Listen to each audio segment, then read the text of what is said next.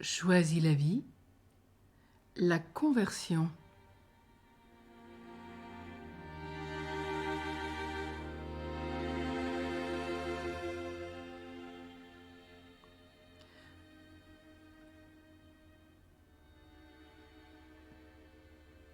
Revenez à moi, de tout votre cœur, dans le jeûne, les larmes et le deuil. Déchirez vos cœurs et non pas vos vêtements. Et revenez au Seigneur votre Dieu, car il est tendre et miséricordieux, lent à la colère et plein d'amour, renonçant au châtiment. Vous avez bien sûr reconnu le prophète Joël, chapitre 2, versets 12 et 13. La consolation expérimentée, la libération spirituelle reçue, permettent une réouverture à l'amour et provoquent une conversion. La conversion est un véritable demi-tour, un retournement intérieur, et qui consiste à quitter des chemins de traverse, à changer d'état d'esprit pour revenir à Dieu. Rentrons alors en nous-mêmes. Il se dit « Je veux partir ». Aller vers mon Père et lui dire « Père, j'ai péché contre toi, contre le ciel. Je ne mérite plus d'être appelé ton fils. » Vous avez bien sûr reconnu Luc 15, les versets 17 à 18. La conversion au Christ est pour nous un signe qui atteste l'authenticité du chemin de libération spirituelle. Un exemple. Un jeune homme de 35 ans qui versait dans le trafic de drogue était rongé par une angoisse de mort et un désir de suicide. Suite à la suggestion d'un ami, il est venu participer à une session de libération.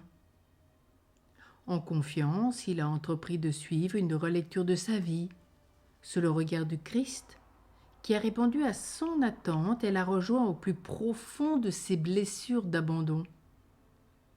Il a été consolé et guéri.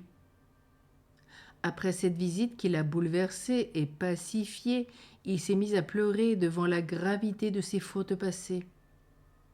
Le cœur brisé, il a décidé de rencontrer un prêtre pour recevoir le sacrement de réconciliation. Dès ce jour, sa vie a basculé. Il a cessé le trafic de drogue et s'est engagé sur les pas du Christ en changeant de vie et en témoignant de ce qu'il a vécu. Cette transformation radicale est ce qu'on appelle une conversion. Bien souvent, pour les chrétiens fervents, le fruit d'une telle démarche se présente comme une seconde conversion, c'est-à-dire le passage d'une étape où l'homme se guidait lui-même à une nouvelle où il consent à se laisser guider par l'Esprit de Dieu présent en lui. C'est ce que nous rappelle Thérèse d'Avila dans son château intérieur, le château de l'âme, ou le livre des demeures. Et c'est bien cette 4e demeure que nous sommes invités aujourd'hui à méditer. Thérèse d'Avila nous explique bien que dans les 3 premières demeures, c'est nous qui agissons, c'est nous qui voulons mettre en œuvre mortification, jeûne, pénitence, prière, etc., etc. On a ce désir de conversion. Mais à la 4e demeure, tout change de ce chemin de conversion. C'est Dieu qui agit, on le laisse faire, on le laisse agir, on s'abandonne, on commence à faire confiance. Et c'est un cheminement jusqu'à la 7e demeure. Alors c'est pour nous ce passage d'une étape où l'homme, donc, qui se guidait lui-même, aujourd'hui c'est l'Esprit de Dieu qui est présent en lui et qui assure cette transformation. On remarque alors que la personne se met à vivre d'une manière plus théologale, c'est-à-dire plus rattachée aux vertus du Christéos, c'est-à-dire la foi, espérance et charité. Ce sont bien les grands charismes à demander, les grands dons de Dieu. Aujourd'hui, on demande beaucoup de choses à Dieu, mais souvent on ne dit pas « donne-moi le charisme de la foi, le charisme de l'espérance, le charisme de l'amour », car ce sont les 3 vertus théologales, celles qui sont raccrochées à Dieu, celles qui sont essentielles pour notre vie spirituelle. Oui, ayons cette foi, cette espérance et cet amour ardent pour le Seigneur, ardent pour les autres.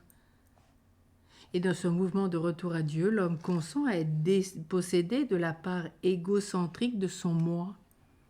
Car souvent, si vous regardez notre chemin de conversion, nous sommes tellement centrés sur nous-mêmes, tellement égoïstes, tellement orgueilleux, qu'il nous faut nous apprendre à nous décentrer, à se déposséder de soi, à se rendre disponible à l'action de Dieu. Et c'est un vrai combat spirituel. Et souvent même, nous voulons être indépendants face à Dieu, alors que nous sommes faits pour vivre dans la dépendance de Dieu, mais par amour. Ce n'est pas une dépendance stérile. C'est bien un chemin de grâce, un chemin totalement de relèvement. Et ce chemin de conversion, nous le vivons plus particulièrement dans le carême. C'est un temps qui nous est donné comme un temps de grâce pour vivre ce retour à Dieu. Mais aussi, il nous est donné pendant ce l'Avent, ce qu'on appelle un petit carême. C'est pourquoi les couleurs liturgiques sont aussi violettes. Mais ce chemin, cette conversion intérieure, nous y sommes tous appelés chaque jour. Quel bouleversement la demande la grâce de changer notre cœur. Et combien la Vierge Marie dit qu'il faut prier pour la conversion des pécheurs.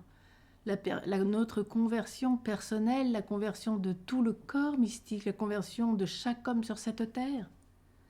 Une réponse à la demande de la Vierge Marie. Oui, une vraie grâce d'aller au désert écouter le Seigneur. Jeûne, vie de prière, contempler le Christ dans ce moment de ces 40 jours au désert. Lui, la source de vie qui a pris ce temps. Combien nous avons à méditer avec Jésus, à apprendre de ce qu'il a dit, fait, agi, façon de prier, etc. Et donc, c'est fait bien partie des 7 objectifs principaux de la libération intérieure. Alors nous aurons vu dans cette libération intérieure la consolation, le dévoilement, la délivrance, le relèvement, la guérison. Aujourd'hui, cette conversion. Et nous allons conclure par la réconciliation que nous retrouverons à partir de demain.